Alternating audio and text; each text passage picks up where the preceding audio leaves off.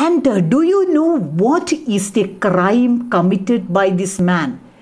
See, this man was in the prison for 19 long years. And you may think that he may have murdered somebody. No, no. He was caught for a very silly crime. You cannot call it a crime. That is, Jean Valjean had a sister, and the sister has 7 children. And all the children were starving for want of food. They were very, very poor. And Valjean goes to a baker's shop and he steals a loaf of bread. See, a single loaf of bread.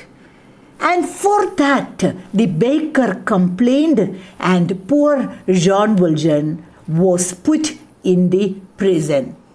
And he tried to escape from the prison, and so the period of imprisonment went on up to 19 years. And he was released from the jail only after a long period of 19 years.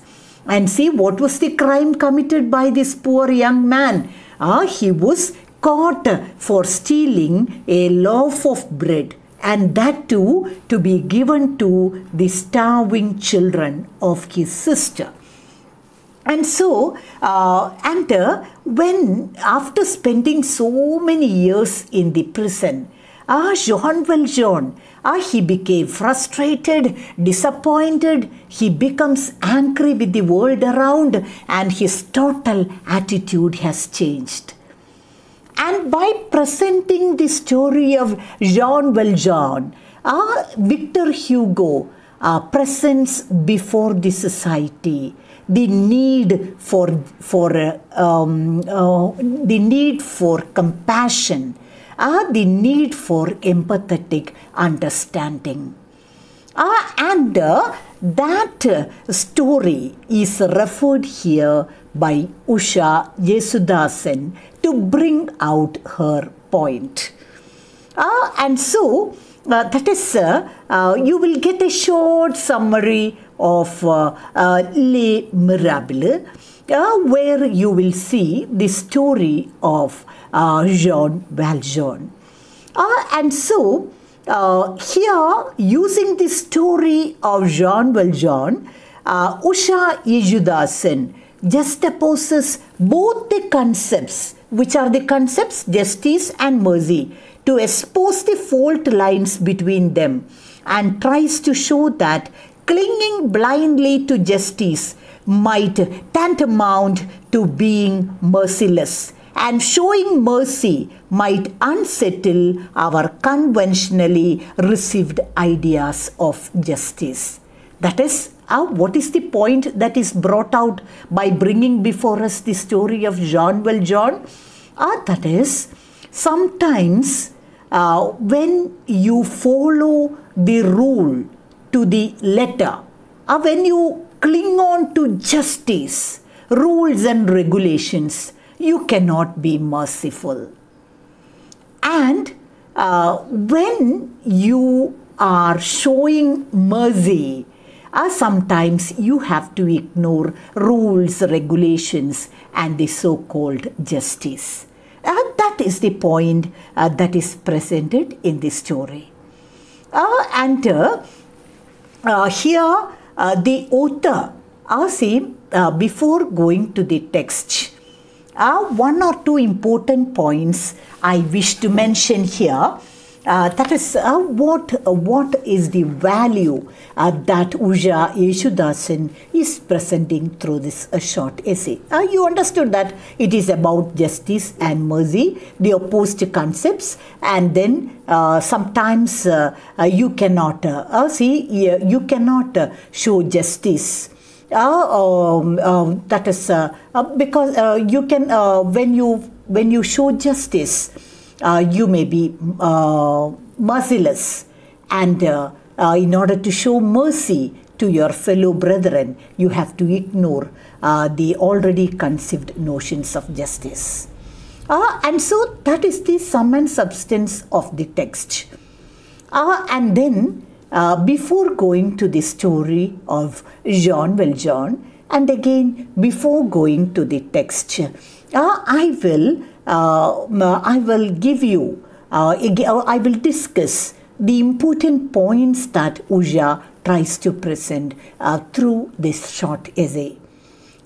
See, the first thing is that she redefines ahimsa. That is the first thing done by Usha Ijedasan. She redefines ahimsa. See, what is ahimsa? The opposite of himsa. What is himsa? Himsa is violence, and ahimsa is non-violence.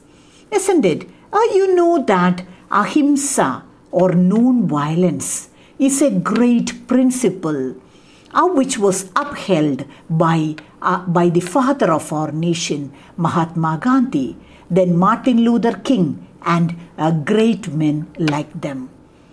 We know that non-violence is a great virtue. It is a virtue which can be practiced only by brave people, because you can very easily return violence for violence. If somebody slaps on your face, every fool can slap back. When somebody shouts at you, you can shout back. Every fool can do that. Every normal individual can do that. But when somebody shouts at you, and if you are able to remain calm and peaceful, that means you are somewhat great. That is the underlying principle of non-violence.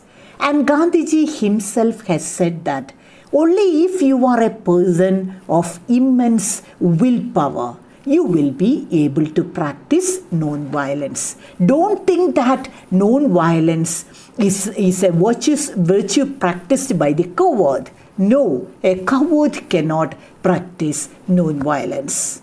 Only the bravest among men, people with immense mental strength, can practice non-violence.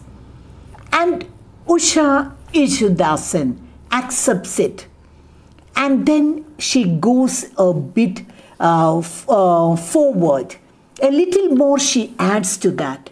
She says that ahimsa is trusting and being grateful to those around you. What is ahimsa? Ahimsa is non-violence, not enough. It is trusting and being grateful to those around you. Then, one more point I wish to stress. That is the substance of the whole text. The ahimsa way begins not just with respecting the other, but also by acknowledging that the other may be more disadvantaged than you, and that they too have the right to a good life and the good things in life. That is the main point. The point is that I will explain it in a simple way. That is, you know that you are born in your family. It was an accident. You are born a Christian, you are born a Hindu, you are born a Muslim by accident. You are born in a rich family by accident. You are born to educated parents, again another accident. Your faculties are all alive. Look at the blind and deaf people around you. They cannot enjoy the blind cannot enjoy the beautiful sights of the world around them. The deaf people, they cannot hear the sweet voices and the noises in the air, the singing of the birds, the sound of the gentle breeze. Everything is missed by the deaf man. But only by the grace of God, we are able to see the beautiful things around us. We have good eyesight. We can hear well. We are born in a good family. Everything is, only one answer is there. If it is an accident, it is the grace of God. Only by the grace of God you are born in your family. And only by the grace of God you have good parents, good siblings, good friends around you. You are born and brought up in good circumstances only by accident, only by the grace of God. God, the master planner, He designs everything. Okay, and so you should be having a great obligation to the less fortunate around you.